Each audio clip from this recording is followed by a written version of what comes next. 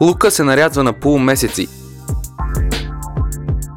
Гъбите се белят и шапките се режат на тънко.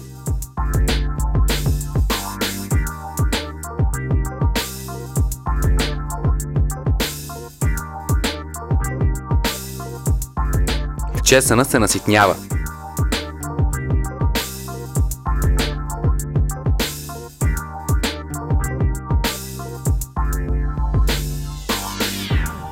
Кренвиршите се режат на шайби.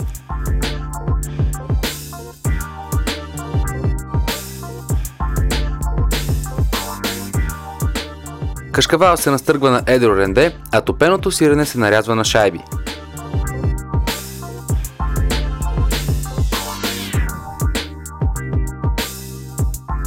Тестото се разточва върху набрашнен плод.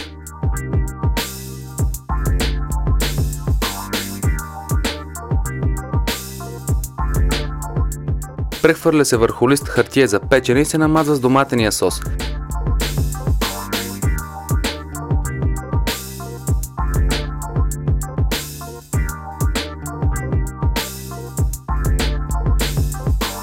Поръсва се с чесъна, кашкавала и топено сирене.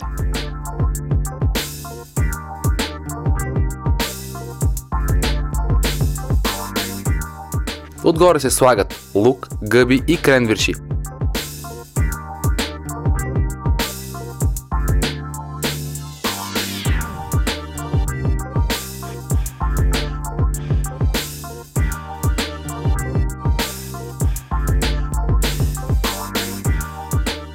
Пицата се пече във фурна, загрята на 200 градуса за 12 минути. Изважда се от фурната, борда и се намазва с зехтин и се сервира.